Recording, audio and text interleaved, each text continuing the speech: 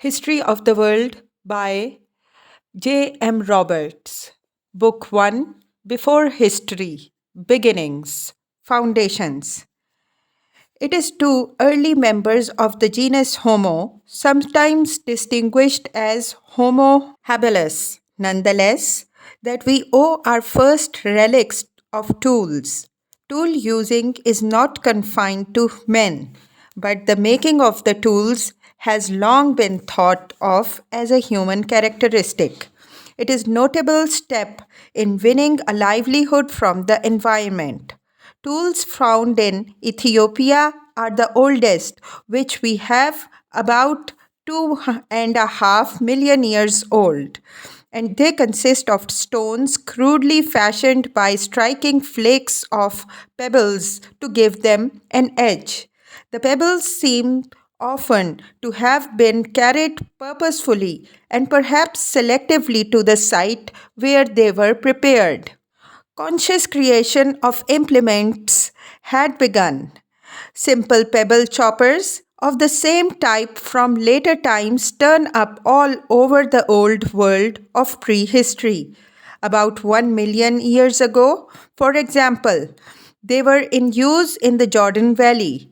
In Africa, therefore, begins the flow of what was to prove the biggest single body of evidence about prehistoric man and his precursors, and the one which has provided most information about their distribution and culture.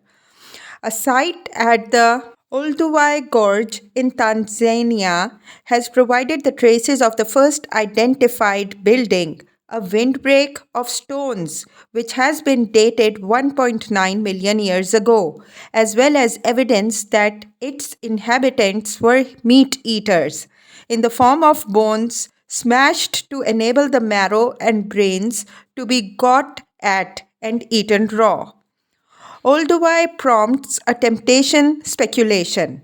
The bringing of stones and meat to the site combines with other evidence to suggest that the children of early hominids could not easily cling to their mother for long foraging expeditions as do the offsprings of other primates.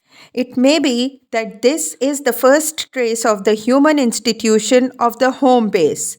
Among primates, only humans have them, places where females and children normally stay, while the males search for food to bring back to them. Such a base also implies the shady outlines of sexual differentiation in economic roles. It might even register the achievement already of some degree of forethought and planning, in that food was not devoured to gratify the immediate appetite on the spot where it was taken, as is the case with most primates, but reserved for family consumption elsewhere. Whether hunting as opposed to scavenging took place is another question, but the meat of large animals was consumed at a very early date at Olduvai. Yet, such exciting evidence only provides tiny and isolated islands of hard fact. It cannot be presumed that the East African sites were necessarily typical of those which sheltered and made possible the emergence of humanity. We know about them only because conditions there allowed the survival of subsequent discovery of early hominid remains. Nor, though the evidence may incline that way, can we be sure that any of these hominids is a direct ancestor of humanity. They may all only be precursors.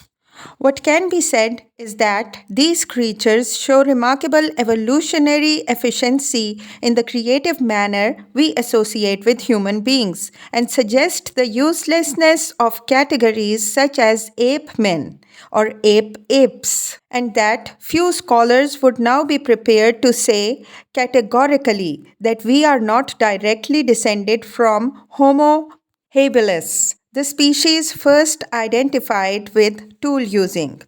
It is also easy to believe that the invention of the home base made biological survival easier. It would have made possible brief periods of rest and recovery from the hazards posed by sickness and accidents, thus sidestepping, however slightly, the process of evolution by physical selection. Together with their advantages, it may help to explain how examples of the genus Homo were able to leave traces of themselves throughout most of the world outside the Americas and Australias in the next million or so years. But we do not certainly know whether this was through the spread of one stock or because similar creatures evolved in different places. It is generally held, though, that tool making was carried to Asia and India and perhaps to Europe by migrants originally from East Africa. The establishment and survival in so many different places of these hominids must show a superior capacity to grapple with changing conditions. But in the end, we do not know what was the behavioral secret which suddenly, speaking once more in terms of prehistoric time, released that capacity and enabled them to spread over the landmass of Africa and Asia.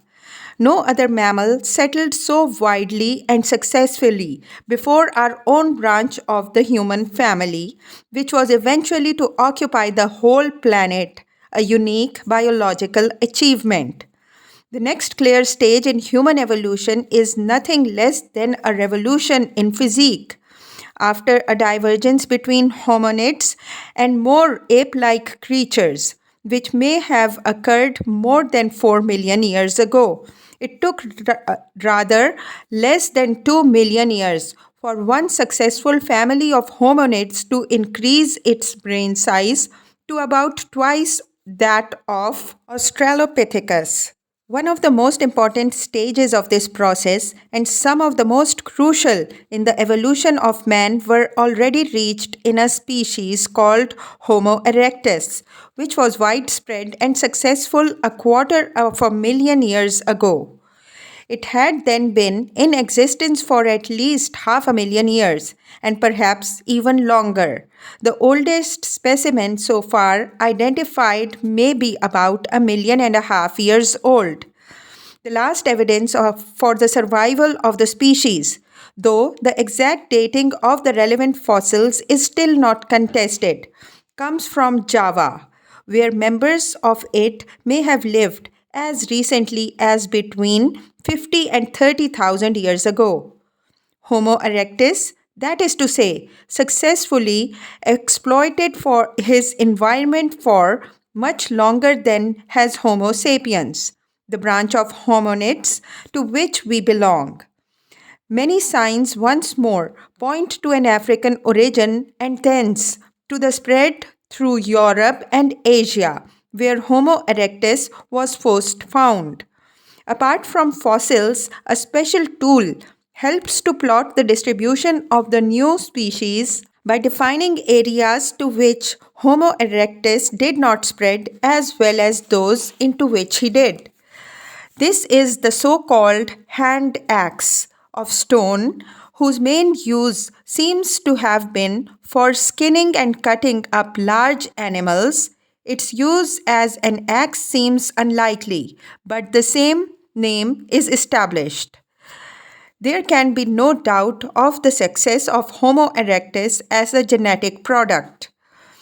When we finish with Homo erectus, there is no precise dividing line. There never is in human prehistory. A fact it is only too easy to overlook or to forget.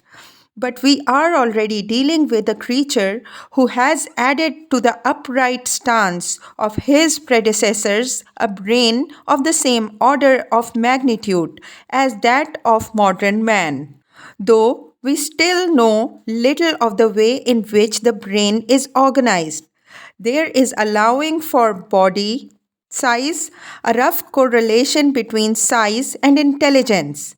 It is reasonable, therefore, to attribute great importance to the selection of the strains with bigger brains and to reckon this a huge advance in the story of the slow accumulation of human characteristics.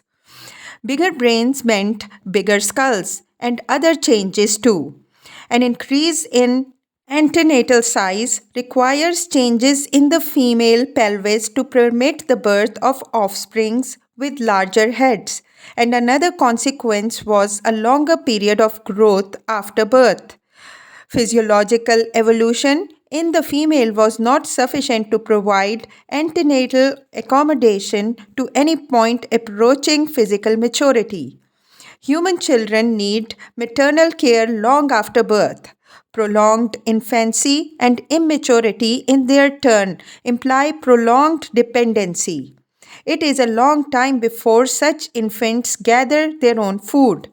It may be with the offspring of Homo erectus that there began that long extension of the period of immaturity, whose latest manifestation is the maintenance of young people by the society during long periods of higher education. Biological changes also meant that care and nurture came gradually to count for more than large litters in ensuring the survival of species. This in turn implied further and sharper differentiation in the roles of the sexes. Females were being pinned down much more by maternity at a time when food gathering techniques seemed to have become more elaborate and to demand arduous and prolonged cooperation action by males. Perhaps because bigger creatures needed more and better food. Psychologically, too, the change may be significant. A new emphasis on the individual is one concomitant of prolonged infancy.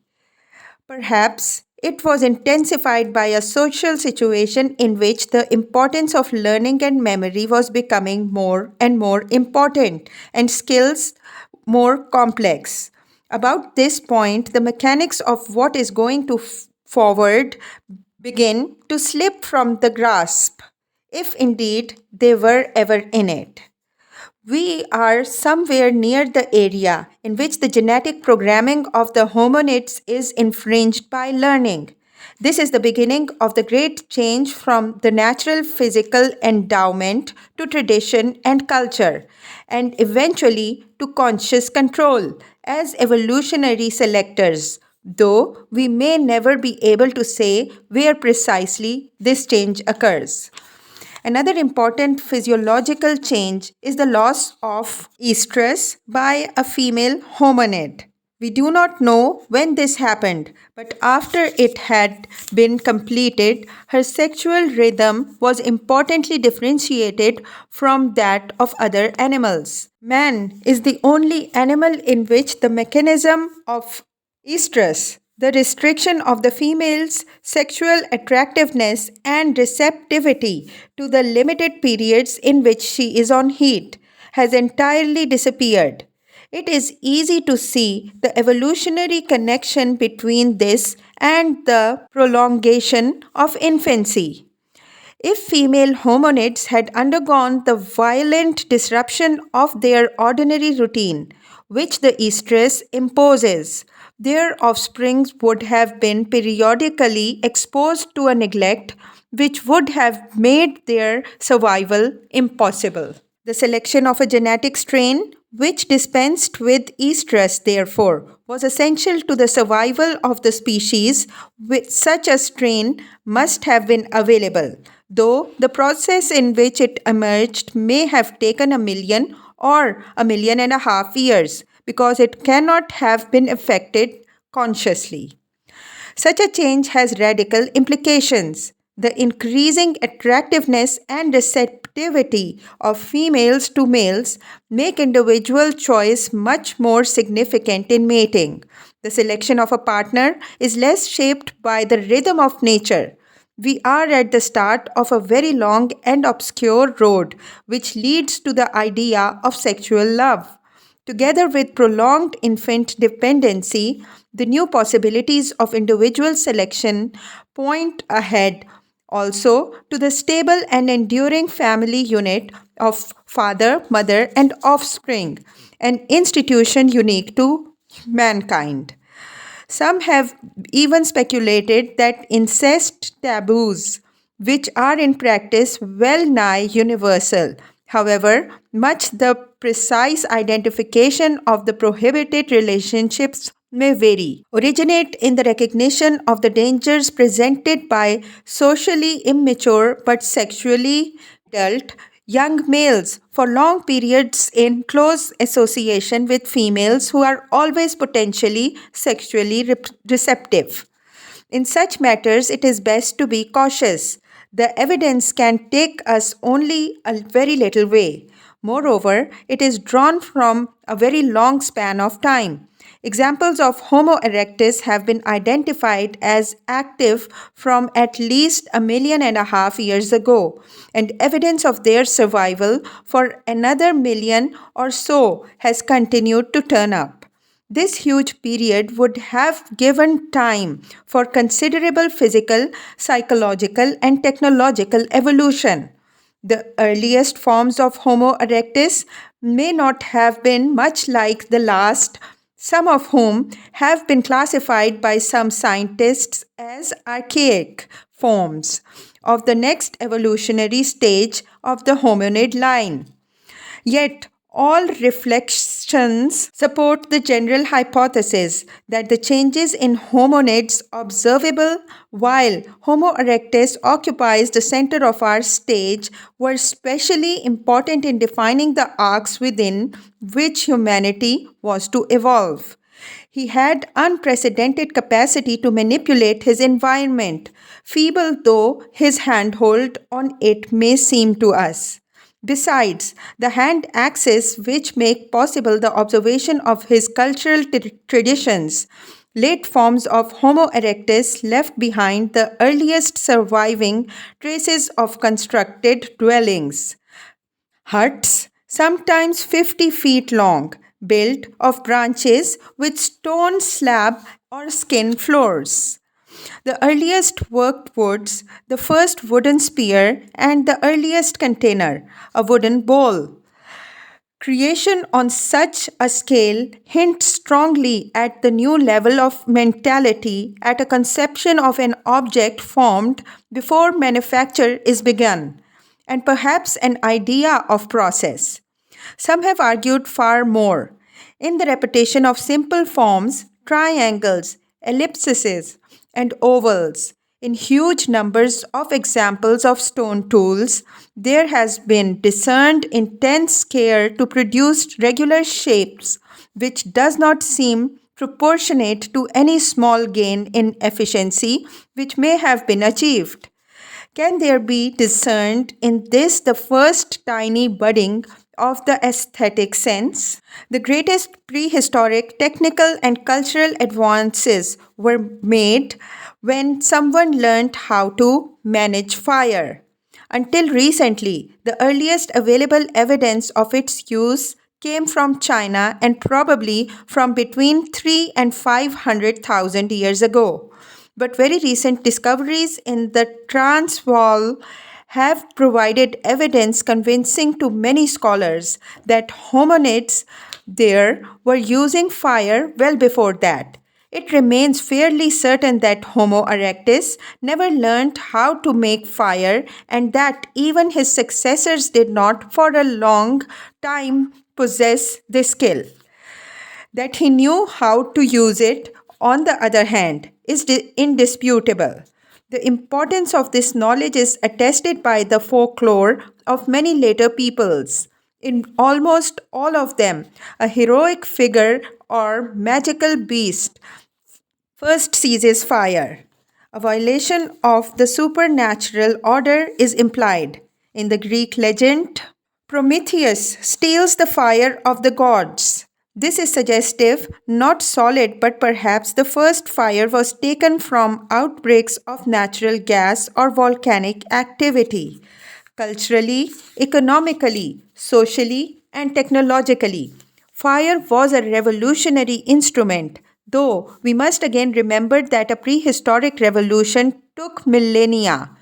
It brought the possibility of warmth and light, and therefore of a double extension of man's environment into the cold and into the dark. In physical terms, one obvious expression of this was the occupation of caves. Animals could now be driven out and kept out of fire, and perhaps the seed lies here of the use of fire to drive big game in hunting. Technology could move forward. Spears could be hardened in fires and cooking became possible. Indigestible substances such as seeds becoming sources of food and distasteful or bitter plants edible. This must have stimulated attention to the variety and availability of plant life. The science of botany was stirring without anyone knowing it. Fire must have influenced mentality more directly too. It was another factor strengthening the tendency to conscious inhibition and restraint, and therefore their evolutionary importance. The focus of the cooking fire as a source of light and warmth had also the deep psychological power which it still retains. Around the hearth, after dark, gathered a community almost certainly already aware of itself as a small and meaningful unit against a chaotic and unfriendly background, language of whose origins we as yet know nothing, would have been sharpened by a new kind of group intercourse. The group itself would be elaborated too in its structure. At some time, fire bearers and fire specialists appeared, beings of awesome and mysterious importance, for on them depended, it might be, life and death. They carried and guarded the great liberating tool, and the need to guard it must sometimes have made them masters. Yet the deepest tendency of this new power always ran toward the liberation of early man. First, fire began to break up the iron rigidity of night and day, and even the discipline of the seasons. It thus carried further the breakdown of the great objective natural rhythms which bound our fireless ancestors. Behavior could be less routine and automatic. There is even a discernible possibility of leisure. Big game hunting was the other great achievement of Homo erectus. Its origins must lie far back in the scavenging which turned vegetarian hominids into omnivores. Meat eating provided concentrated protein. It released meat eaters from the incessant nibbling of so many vegetarian creatures and so permitted economies of effort. It is one of the first signs that the capacity for conscious restraint is at work when food is being carried home to be shared tomorrow rather than consumed on the spot today. At the beginning of the archaeological records, an elephant and perhaps a few giraffes and buffaloes were among the beasts whose scavenged meat was consumed at Olduvai. But for a long time, the bones of smaller animals vastly preponderate in the rubbish. By about 300,000 years ago, the picture is wholly altered. This may be where we can find a clue to the way by which Australopithecus and his relatives were replaced by the bigger and more efficient Homo erectus. A new food supply permits larger consumptions but also imposes new environments. Game has to be followed if meat eating becomes general. As the hominids become more or less parasitic upon other species, there follows further exploration of territory and new settlements too, as sites particularly favored by the mammoth or wholly rhinoceros are identified. Knowledge of such facts has to be learned and passed on. technique has to be transmitted and guarded, for the skills required to trap, kill, and dismember the huge beasts of antiquity were enormous in relation to anything which preceded them. What is more, they were cooperative skills.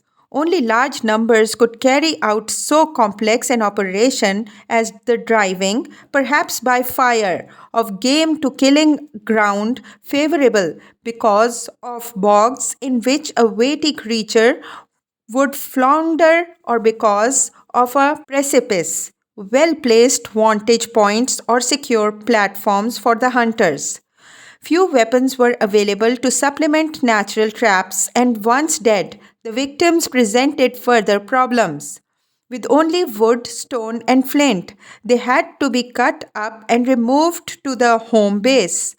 Once carried home, the new supplies of meat mark another step towards the provision of leisure as the consumer is released for a time from the drudgery of ceaselessly rummaging in his environment for small but continuously available quantities of nourishment. It is very difficult not to feel that this is an epoch of crucial significance. Considered against a background of millions of years of evolution, the pace of change, though still unbelievably slow in terms of later societies, is quickening. This is not man as we know him, but there are the beginnings to be man like creatures. The greatest of predators is beginning to stir in his cradle. Something like a true society, too, is dimly discernible, not merely in the complicated cooperative hunting enterprises, but in what this implies in passing on knowledge from generation to generation. Culture and tradition are slowly taking over from genetic mutation and natural selection as the primary sources of change among the hominids. It is the groups with the best memories of effective techniques which will carry forward evolution. The importance of experience was very great, for knowledge of methods which were likely to succeed rested upon it, not as increasingly in modern society on experiment and analysis. This fact alone would have given new importance to the older men and women. They knew how things were done and what methods worked, and they did so at a time when the home base and big game hunting made their maintenance by the group easier. They would not have been very old, of course. It is unlikely that many lived more than 40 years. Selection also favored those groups whose members not only had good memories but the increasing power to reflect upon it given by speech. We know very little about the prehistory of language. Modern types of language can only have appeared long after Homo erectus disappeared.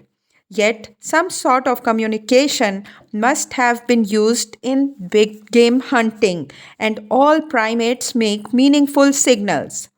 How early hominids communicated may never be known, but one plausible suggestion is that they began by breaking up calls akin to those of other animals into particular sounds capable of rearrangement.